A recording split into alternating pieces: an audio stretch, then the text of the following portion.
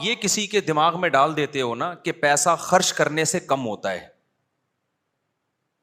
یہ soft where جب کسی کی کھوپڑی میں آ جائیں تو وہ اپنی نسل بھی روکے گا، کیونکہ فیملی پلاننگ کے پیچھے جذبہ کیا ہے کہ آپ کی اپنی اولاد جب زیادہ ہوگی تو آپ کی غربت میں اضافے کا ذریعہ، یعنی آپ کو اس کو کھلانا پڑے گا تو آپ کی آمدن ڈیوائڈ ہوگی. ایسا ہی ہے نا.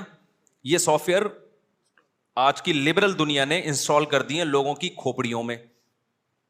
اب جب یہ سافٹ ویئر انسٹال ہو گئے، اب اس کا نقصان کیا ہوا؟ سافٹ ویئر جو انسٹال ہوئے ہیں ان کی نیت تو یہ تھی کہ صرف اس جذبے سے نسل کو روکو، لیکن سافٹ ویئر یہ کہہ رہا ہے کہ اس جذبے سے جب نسل روکی جا سکتی ہے، اور اس کے پیچھے فلسفہ یہ ہے کہ خرچ کرنے سے ڈیوائڈ ہوگا، تو ڈیوائڈ تو اور بہت سارے کاموں سے ہو رہا ہے، شادی کرنے سے بھی ڈیوائڈ ہوتا ہے.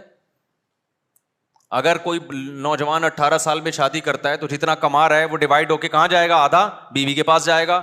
تو انہوں نے نکاح کرنا بھی کیا کر دیا گوروں نے، حالانکہ ان کی قوم، ان کی ریاستیں یہ نہیں چاہتی تھیں کہ یہ جلد شادی کرنا چھوڑ دیں. فیملی سسٹم کو تو وہ بھی چاہتے ہیں پروموٹ کرنا، لیکن جب صرف ایک چیز کو غلط ہوئی ہے نا، اس غلط کے نتیجے میں بہت ساری چیزیں غلط ہونا شروع ہو گئیں. تو انہوں نے شادی کرنا بھی چھوڑ دی. یار جب میرا پیسہ ہے تو پھر میرا پیسہ ہے، میں کیوں بیوی کو کھلاؤں بھائی؟ پھر جب بیگم کو نہیں کھلانا، اپنے بچوں کو نہیں کھلانا، تو کسی بیوہ سے شادی کر کے اس کے یتیم بچوں کو کھلانا، یہ تو پاگل پنا اور حماقت. اس ایسے آدمی کے تو سینگ ہونے چاہیے سر پہ، حماقت کے، کہ اپنی جو اپنا بلڈ ہے اس پہ خرچ کرنے سے پیسے کم ہوتے ہیں، تو دوسرے کے بلڈ پہ خرچ کرنا تو اور پرلے درجے کی حماقت ہے. ابے بھائی کھوپڑی شریف میں باتیں آ رہی ہیں کہ نہیں آ رہی ہیں؟ تو یہ ایسا الٹا پلٹا ہوا ہے نا کہ اب اس کی بریکیں نہیں. اب یہ لبرل دنیا کیا کر رہی ہے؟ اب یہ ایک تو شادیاں 40-40 سال میں کرتے ہیں، پھر ان کو بیوی چاہیے کمانے والی، کیونکہ ان کے سافٹ ویئر اپڈیٹ ہوتے جا رہے ہیں زمانے کے حساب سے، زمانے کے حساب سے، اور اپ گریڈ ہوتے جا رہے ہیں. اپڈیٹ نہیں بلکہ اپ گریڈ ہوتے جا رہے ہیں ان کے سافٹ ویئر. پہلے یہ تھا کہ صرف بچے ہی 2 ہونے چاہیے، پھر یہ تھا کہ بھائی بیوی بھی نہیں ہونی چاہیے، شادیاں بھی ایک ہونی چاہیے، اور پھر بیوی بھی نہیں ہونی چاہیے، پھر جب اگر ہو بھی تو پھر 50 سال میں ہونی چاہیے، اور پھر کسی بیوہ یا یتیم بچے کو پالنا یہ بھی نہیں ہونا چاہیے. تو اب ہوتے ہوتے ہوتے ہوتے وہی ہوگا جو ہو رہا ہے دنیا میں، میں میرا مال. پھر معذوروں کے لیے گورنمنٹ پتہ ہے کیا کرے گی؟ وہی کچھ کرے گی جو یورپ میں کیا ہے. وہاں سگا بھائی اپنے سگے معذور بھائی کو نہیں پالتا، گورنمنٹ پالتی ہے. آج آپ کا بھائی معذور ہے، کون پالے گا؟ گورنمنٹ پالے گی؟ آپ پالو گے. یہ آپ کی خوبی ہے. یہ یورپ اور امریکہ میں ان لوگوں کی خوبی نہیں ہے، وہاں گورنمنٹ پالتی ہے. لوگ گورنمنٹ کی بڑی تعریفیں کرتے ہیں، اور صحیح کرنی چاہیے کہ قانون مضبوط ہے، معذوروں کو حکومت پالتی ہے. لیکن آپ کو پتہ ہے نا کہ ضرورت ایجاد کا نام ہے. تو یہ ضرورت تھی اس سوسائٹی میں جس کی وجہ سے یہ قانون ایجاد ہوا ہے، کیونکہ وہاں گورا پالنے کے لیے، وہ اپنے بوڑھے باپ کو پالنے کے لیے تیار نہیں ہے. تو جب پہلے اولاد روکی نا، پھر ابا بھی روکو.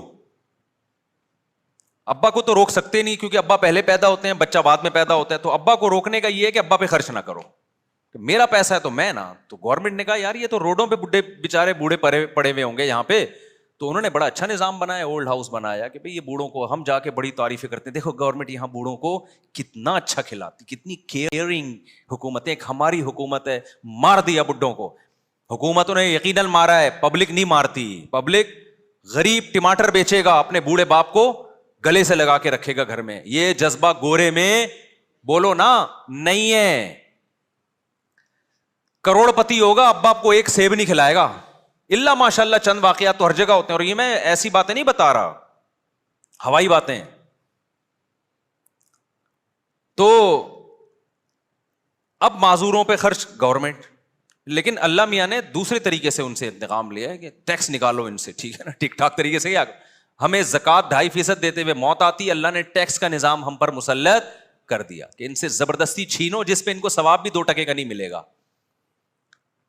ثواب بھی نہیں ملے گا. جو زکوٰۃ پہ ثواب ملتا ہے، فری پھوکٹ میں معذور بھائی پہ خرچ کرنے کا ثواب ملتا ہے، فری پھوکٹ میں ماں باپ کو کھلانے کا ثواب ملتا ہے، ٹیکس پہ وہ ثواب، میں نہیں کہتا کہ گناہ ملتا ہے ٹیکس دینے پہ، ثواب بھی ہو سکتا ہے ملتا ہو، وہ والا نہیں ملتا جو اپنی مرضی سے. تو آپ کے باپ کو بھی دینا ہے، یہ آپ کے باپ کو بھی دینا ہے. اور ان ملکوں میں کم از کم ٹیکس لے کے خرچ انسانوں پر ہو جاتا ہے، ہمارے ہاں تو وہ بھی نہیں ہو رہا. کھوپڑی شریف میں بات آ رہی ہے کہ نہیں آ رہی ہے؟ کھوپڑی ہے الحمدللہ، تو بات بھی آ رہی ہوگی. اچھا خیر. تو اب دیکھو انہوں نے وہ والے سافٹ ویئر انسٹال کر دیے نا ان میں, یہ یہاں سے شروع نا, اولاد پہ خرچ تو پھر بیوی پہ بھی خرچ نہیں, پھر ابا پہ بھی خرچ نہیں, پھر معذوروں پہ بھی خرچ نہیں. اسلام نے اس کے بالکل اپوزٹ سافٹ ویئر انسٹال کیے. اسلام نے کیا سافٹ ویئر انسٹال کیے؟ کہا کہ تمہارے لیے پیغمبر کی زندگی میں بہترین نمونہ ہے. اللہ کرے یہ کھوپڑی میں باتیں بیٹھ جائیں خدا, یہ دل کو درست کرنے کی باتیں, اور اللہ کی قسم یہ باتیں دل میں بیٹھ گئی نا, سب سے پہلا انعام پتہ ہے کیا ملے گا؟ ٹینشن فری زندگی, دماغ ایسا ریلیکس ہوگا, مزے کی زندگی اللہ دے گا. جس کے دل میں دنیا اور دولت کی محبت ہونا, سب سے پہلے اللہ اسے انتقام یہ لیتا ہے, اس کا سکون چھینتا ہے اللہ. دل بڑا ہو جائے گا, خرچ کرنے کی عادت پڑے گی, لائف کو کیا کرو گے؟ انجوائے. ٹھیک ہے, انجوائے کرو گے لائف کو. یہ پہلا انعام ملتا ہے جس کے دل سے دنیا کی محبت نکلتی ہے. ایسے اٹکے ہوئے ہیں نا اینٹوں میں, دیواروں میں, اف کہ آپ کو کیا, مجھے تو بہت عجیب سا محسوس ہوتا ہے یار. تو کیا ہوا کہ جی وہ اسلام نے اس کے برعکس کیا بتایا؟ ہمارے پیغمبر صلی اللہ علیہ وسلم سے زیادہ اللہ نے کسی کو مسکین پیدا ہی نہیں کیا, تاکہ مثال وہ سامنے آئے جو بالکل اپوزٹ, تاکہ کوئی اشکال نہ کر سکے اصل میں ان کے پاس تو پیسے ہیں. 40 دن گھر میں چولہا نہیں جل رہا, اور بیویاں کتنی رکھی ہوئی ہیں؟ 9 ایٹ اے ٹائم. سمجھ میں نہیں آ رہی بات؟ یہاں شرمندہ ہو جاتے ہو آپ لوگ. خیر آگے چلو. ایک بیوہ سے نکاح کر رہے ہیں حضرت ام سلمہ سے, جن کی عمر بھی زیادہ ہے اور 2 بچے بھی ہیں. ان کو نکاح کا پیغام بھیجا, انہوں نے کہا یا رسول اللہ میری عمر زیادہ اور میرے ساتھ تو 2 بچے بھی ہیں, میں ان کو چھوڑ کے کیسے آ سکتی ہوں؟ آپ نے فرمایا کہ میری عمر تم سے بھی زیادہ ہے, کوئی بات نہیں, تمہاری عمر زیادہ ہے تو میری تم سے بھی زیادہ, اور جو 2 بچے تو چھوڑ کے آنے کی ضرورت نہیں ہے, وہ بچے بھی الی اللہ و الی الرسول, اللہ رسول کی طرف میری کسٹڈی میں پلیں گے. آج کے لبرل طبقہ اس وقت ہوتا, اگر آج کے جو کیلکولیٹر لے کے بیٹھے ہوتے ہیں نا, پلاننگ کیوں بھائی, پلاننگ کیا کسی پلاننگ کے لحاظ سے یہ کچھ تک بنتا ہوا نظر آ رہا ہے کہ آپ کے پاس خود تو ہے نہیں, اور آپ دوسروں کے بچوں کی کفالت کر کے ان کو کہاں سے کھلاؤ گے بھائی؟ نہیں آئی بات؟ کوئی تک بنتا ہے, لاجک بنتی ہے اس کی؟ کوئی بظاہر کوئی لاجک نہیں بنتی, لیکن سافٹ ویئر انسٹال کیے جا رہے ہیں. ہم تو اپڈیٹ کر رہے ہیں سافٹ ویئر, انسٹال تو پیغمبر کر کے گئے ہیں. کیونکہ انسٹال کرنا مشکل ہوتا ہے, اپڈیٹ کرنا ایک بٹن پہ ہو جاتا ہے. اب اپڈیٹ کرنا بہت مشکل ہو رہا ہے, سوچو انسٹال کرنا کتنا مشکل ہوگا. لیکن صحابہ کے ہاں 2 منٹ میں انسٹال ہو گئے تھے سافٹ ویئر, کیونکہ ان کا ایمان مضبوط تھا, ان کو سمجھ میں آ گیا تھا کہ بھائی جو پیغمبر کہہ رہے ہیں وہ بالکل ٹھیک کہہ رہے ہیں, لہٰذا صحابہ نے بھی یہی روش اختیار کی ہے. پھر تو بیوہ سے نکاح کر کے اپنی ذمہ داری بھی بڑھا رہے ہیں اور کہہ رہے ہیں 2 بچے بھی لے آؤ. سوال پیدا ہوتا ہے بھائی اس کی تو کوئی لاجک ہی نہیں ہے. بھائی لاجک یہ ہے کہ رزق پہلے آتا ہے, ماں کی چھاتیوں میں دودھ پہلے آتا ہے یا بچہ پہلے آتا ہے؟ اگر کوئی عورت یہ کہے کہ فلاں کے چونکہ بچہ ہے اس کی تو چھاتیوں میں دودھ ہے تو وہ تو بچے کو دودھ پلا رہی ہے, میں بچہ پیدا کروں گی تو میری چھاتیوں میں تو دودھ ہے نہیں, لہذا میں نہیں پیدا کر رہی, اسے کیا کہا جائے گا؟ او بھائی پیدا کر تو صحیح. اللہ مخلوق کو پہلے بھیجتے ہیں, رزق کا انتظام تو پہلے سے ہوتا ہے, سافٹ ویئر تو پہلے سے انسٹال کیے ہوئے, لیکن اس کا اظہار جب بچہ ہوگا تو ہوگا, اس سے پہلے نہیں ہوگا. تو آپ کی لائبلٹیز جب بڑھیں گی نا, ذمہ داریاں بڑھیں گی تو رزق کے دروازے کھلیں گے. آپ کہہ سکتے ہو پھر ہمارے پیغمبر پہ رزق کے دروازے کیوں نہیں کھل گئے 9 شادیوں کے بعد؟ یہ سوال پیدا ہوتا ہے نا. دیکھو رزق کے دروازے کھلنے کا مطلب کیا ہے؟ ہر ایک کو نا اس کے حساب سے رزق کے دروازے کھلتے ہیں. رزق کے دروازے کھلتے ہیں, کسی پہ دولت کے انبار لگ جاتے ہیں, کسی نے اپنے لیے جب غربت کو اختیار کیا, ہمارے پیغمبر نے تو غربت کو اختیار کیا ہے نا, کیونکہ آپ پہ رزق کے دروازے کھل جاتے ہیں نا تو بہت ساری اس میں مصلحتیں فوت ہو جاتی ہیں. اللہ نے کہا ضرورتیں پوری ہوں گی, استغنا دے دوں گا میں, دل میں یہ غربت کا خیال نہیں آئے گا. ہمارے نبی کے گھر میں کھانے کو نہیں تھا, لیکن آپ کے دل میں استغنا بے پناہ تھا, تو اسی میں صبر کی توفیق دے دینا, یہ بھی رزق کے دروازے کھلنا ہے. حضرت ام سلمہ اسی غربت میں نبی کے ساتھ گزارا کیا. حضرت عبد الرحمن ابن ابی سلمہ اور آپ کی جو دوسری بہن تھی وہ نبی کی کسٹڈی میں بڑے ہو گئے, اسی طریقے سے ہو گئے بڑے. تو ضرورتیں پوری ہو گئیں کہ نہیں ہو گئیں؟ پھر آپ صلی اللہ علیہ وسلم کے جو ستیلے بیٹے تھے آگے حدیثوں کا پرچار کیا، تو بنیادی ضرورتیں ان سب کی ساری پوری ہوئی ہیں. اس لیے میں بار بار کہتا ہوں اگر آپ پہ رزق کے دروازے نہیں کھل رہے تو آپ سمجھ لو کہ جتنا رزق مجھے مل رہا ہے میری ضرورت کے لیے یہ کافی تھا. میں نے جو سٹی اسکول اور بیکن ہاؤس کو اپنا معیار بنایا ہوا ہے یہ معیار ہی غلط بنایا ہوا ہے. مسافر کو جتنی چیزیں دنیا میں بیسک چاہیے ہوتی ہیں وہ اللہ دے دیتا ہے. تو پیغمبر کے ساتھ تو اللہ کا معاملہ یہ تھا کہ ہمارے نبی کی تو غربت اختیاری تھی, آپ تو چاہتے ہی نہیں تھے کہ میری غربت دور ہو. اس میں بہت ساری حکمتیں تھیں وہ میں بیان کر چکا ہوں.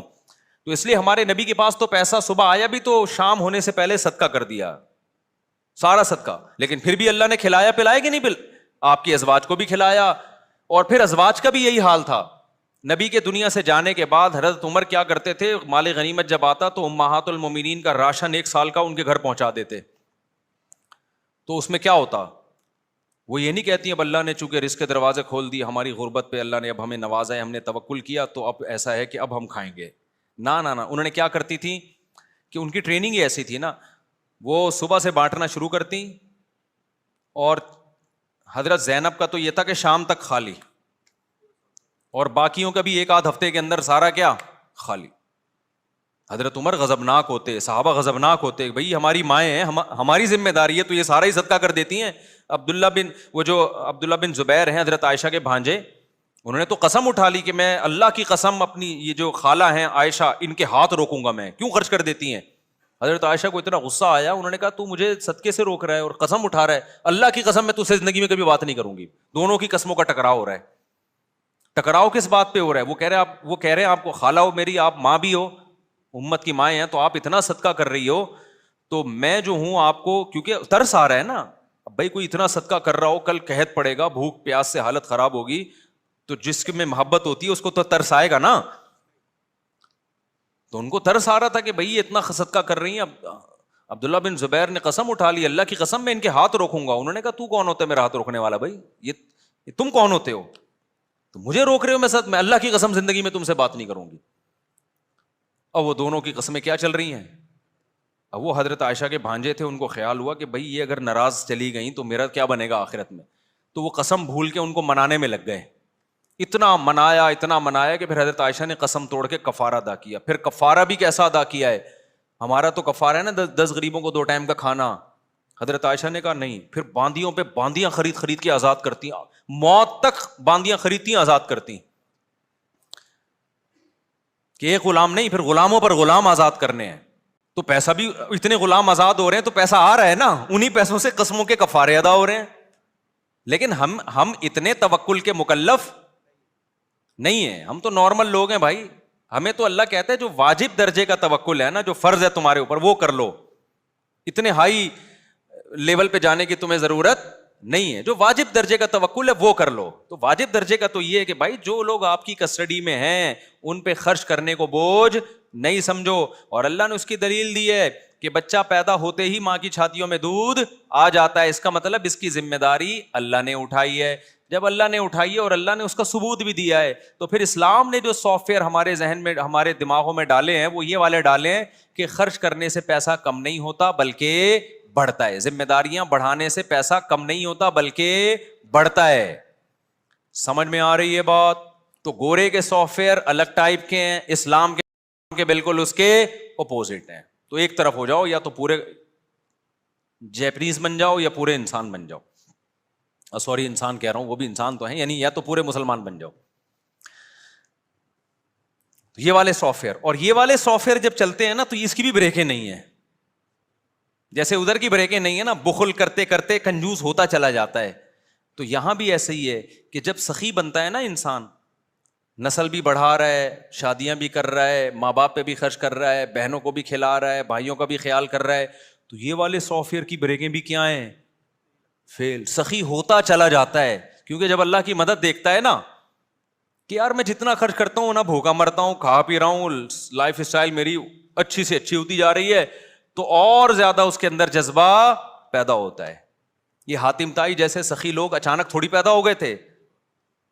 اب باپ کو دیکھا سخی, دادا کو دیکھا, تو اولاد میں وہ سخاوت کم ہونے کے بجائے بڑھتی چلی جاتی. آج ہم جتنے اگر کنجوس ہیں نا تو ہماری اولاد اس سے 2 ہاتھ آگے ہوگی, خوب سمجھ لینا.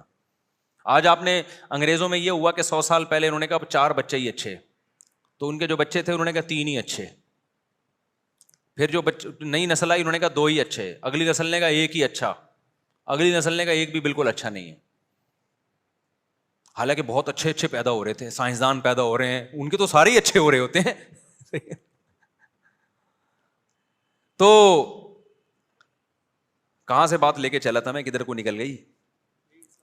تو سافٹ ویئر کو نا اپنی سیٹنگ جا کے, یہ بزرگان دین یہ سافٹ ویئر ہمارے وائرس نکال کے نا انسٹال بھی کرتے ہیں, اور جب آپ اہل اللہ کی صحبت میں بیٹھے رہیں گے تو اپ ڈیٹ بھی ہوتے رہتے ہیں, اپ گریڈ بھی ہوتے رہتے ہیں. جب آپ اہل اللہ کی صحبت, علماء کی صحبت چھوڑ دیتے ہو تو ان سافٹ ویئر میں پہلے وائرس آتا ہے, پھر یہ اڑ جاتے ہیں, پھر دوسرے والے سافٹ ویئر انسٹال ہونا شروع ہو جاتے ہیں. تو یہ جو اہل اللہ کی صحبت ہے, علماء کی صحبت ہے, یہ انتہائی ضروری ہے, کیونکہ انسان ایک حالت پہ رہتا نہیں ہے,